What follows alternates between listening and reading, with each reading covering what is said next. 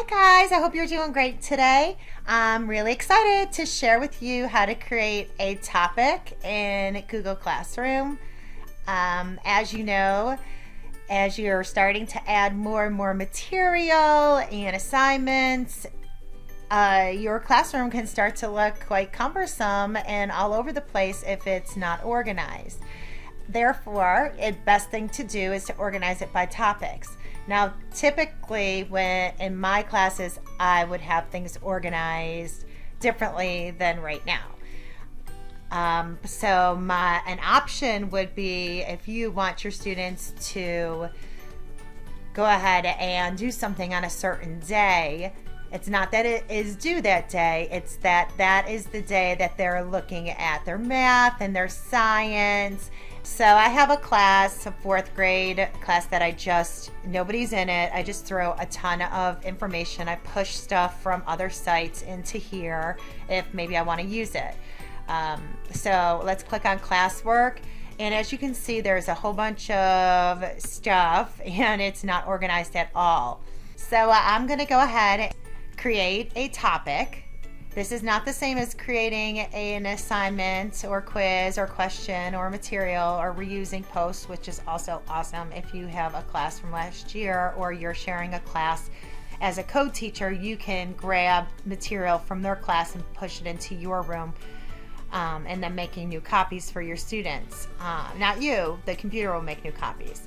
I'm going to create a topic for today, March 31st, 2020.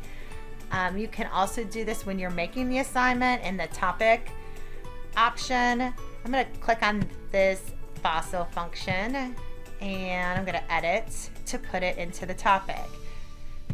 Over here you'll see that I have different topics and for the dates, and I'll put that in there and then I'll save it. Create an assignment.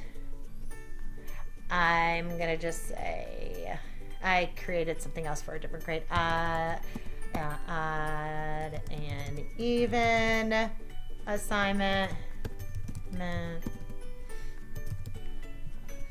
And I'm going to pull it from my Google Drive. And let's see, odd even. Oh, here it is. Go ahead and add it. And one thing I wanted to show is when you are adding your assignment in your topic, you can change your file from students can view the file to students can edit a file, or students can make a copy for each student. So when the student opens it up, it'll make a copy right then and there for them. They don't have to make a copy, and when they're going to turn in that copy. All right, so over here on the right hand side, this is for this is for my fourth grade class. If I wanted to change it to a different grade, I could do that, or a different class. This is for all the students. If I had students in here, you would be able to see their names and I could click just on them. No points. This is ungraded. The due date is whatever you want it to be. We'll just say the 10th. Typically in virtual or e-learning, you give students longer than you would in an in-person class.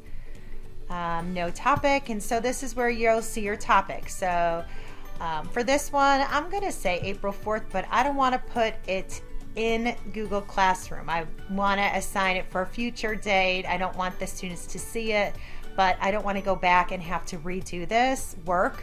So I'm going to schedule it so it will become visible to the student on April 4th. Because that's what I have under my topic date. So, and you can change the time to whatever is best for you. But that way you don't have to wait to put stuff in until that date. You can schedule it so that it will become visible for your students on that date. Then you hit schedule and ta-da, you're done with that.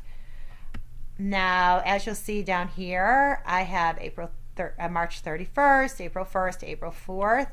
You can, and there's my assignment that is scheduled for the 4th. Now, let's say that I want April 4th to be the first topic that my students see.